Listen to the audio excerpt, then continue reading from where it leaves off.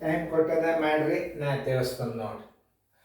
ಈಗ ಇಲ್ಲೇ ಒಂದು ಸ್ವಲ್ಪ ವಿಚಾರ ಮಾಡಬೇಕು. ಒಂದು ಸಿಹಿ ತಿಂಡಿಯಲ್ಲಿ 40% ತೂಕದ ಸಕ್ಕರೆ ಇದೆ ಅಂತ 4.8 ಕಿಲೋ ತೂಕವಿರುವ ಸಿಹಿ ತಿಂಡಿಯಲ್ಲಿರುವ ಸಕ್ಕರೆ ತೂಕ ಎಷ್ಟು ಅಂತ ಕೇಳ್ಯಾರ ಅವರು.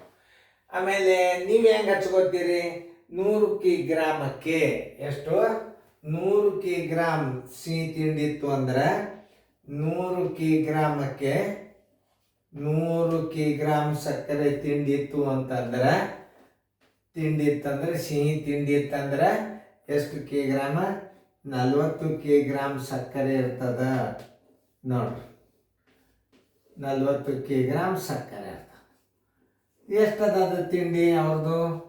4.8 ಗ್ರಾಮಕ್ಕೆ 4.8 ಗ್ರಾಮಕ್ಕೆ ಸಕ್ಕರೆ ಎಷ್ಟಿರ್ತದ ಅಂತ ಕಂಡುಹಿಡಿಬೇಕು. ಈಗ 4.8 ಗುಂಡ್ಲೆ 40 ಸರ್ವಸ್ ಬಾಗಿಲೆ 100,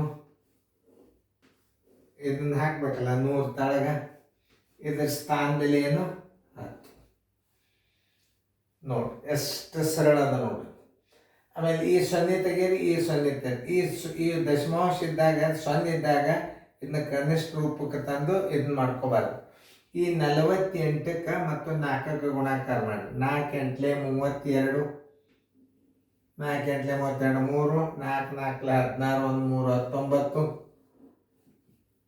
ಇಲ್ಲಿ ತಳಗ 100 ಎಷ್ಟಾಗ್ತದೆ? ದಶಮಾಂಶ 2 ಸ್ಥಾನ ಬಿಟ್ಟು ಬಿಂದು ಕೊಡಿ.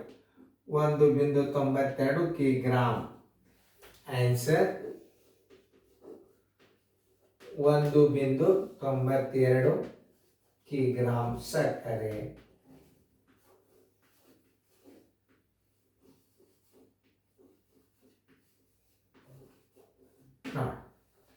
ಉತ್ತರ ಸಂಖ್ಯೆ ಎಲ್ಲಿದೆ ನೋಡ್ರಿ? 1.92 ಕಿಲೋ ಸಕ್ಕರೆ ಉತ್ತರ ಸಂಖ್ಯೆ ಸಿ. ಹಿಂಗೆ ಅರ್ಥ ಮಾಡ್ಕೋಬೇಕು. ಶೇಕಡಾದಾಗ ಏನು? ಸಿಹಿ ತಿಂಡಿಯ ತೂಕ 100 ಗ್ರಾಮ್ ಆಗಿರಲಿ. ಸಕ್ಕರೆ 100 ಗ್ರಾಮ್ ಸಿಹಿ ತಿಂಡಿ ಇತ್ತಂದ್ರೆ 40 ಗ್ರಾಮ್ ಸಕ್ಕರೆ ಇರ್ತದ. ಹಿಂಗೆ ನೀವು ಅರ್ಥ ಮಾಡ್ಕೊಂಡ್ಬಿಟ್ರೆ ಯಾವ ಲೆಕ್ಕನೂ ಬರೀರಿ. ಇದು ಶೇಕಡಾ ಲೆಕ್ಕದಾಗ ಬರ್ತದೆ. ಏನು? ಒಂದು ಸಿಹಿ ತಿಂಡಿಯಲ್ಲಿ ಶೇಕಡಾ ಸಿಹಿ ತಿಂಡಿ ಇತ್ತಂದ್ರೆ ಅದ್ರಾಗ ಏಟಿರ್ತದೆ? 40 ಗ್ರಾಮ್ ಸಕ್ಕರೆ ಇರ್ತದ ಅಂತ ತಿಳ್ಕೊಬೇಕು. 100 ಗ್ರಾಮ್ ಸಿಹಿ ತಿಂಡಿ ಒಳಗೆ 40 ಗ್ರಾಮ್ ಸಕ್ಕರೆ ಇರ್ತದ. 4.8 ಗ್ರಾಮ್ ಸಿಹಿ ತಿಂಡಿಯಲ್ಲಿ ಸಕ್ಕರೆ ತೂಕ ಎಷ್ಟು? ಇದನ್ನ ಗುಣಾಕಾರಕ್ಕೆ ಮೇಲೆ ಇಡ್ರಿ. 4.8 ಗುಂಡ್ಲೆ 40 ಸರಸ್ವಲೆ 100. ಇದ್ರ ಸ್ಥಾನದಲ್ಲಿ 10 ಇಲ್ಲಿ ಕೊಟ್ರಿ, ಈ 0 ತೆಗೀರಿ. ದಶಮಾಂಶದಾಗ 100 ಇದ್ದಾಗ ಕೆಡಿಸ್ಕೋಬಾರ್ದು. ಆ 100 ಇಲ್ಲೈತಿ ಅಂದ್ರೆ ಈ 48ಕ್ಕೆ 4ಕ್ಕೆ ಗುಣಾಕಾರ ಮಾಡಿದ್ರೆ 192 ಆಯ್ತು. 2 0 ಇರೋದ್ರಿಂದ 2 ಸ್ಥಾನ ಬಿಟ್ಟು ಬಿಂದು ಕೊಡ್ರಿ. 4.8 ಗ್ರಾಮ್ ತಿಂಡಿಯಲ್ಲಿ 1.92 ಗ್ರಾಮ್ ಸಕ್ಕರೆ ಇದೆ. ಉತ್ತರ ಸಂಖ್ಯೆ ಸಿ. ಇನ್ನೊಂದ್ಸಲ ನೋಡ್ಕೊರಿ, ಚಂದಂಗೆ ಫೇರ್ದಾಗ ಬಿಡಿಸ್ಕೊಡ್ರಿ.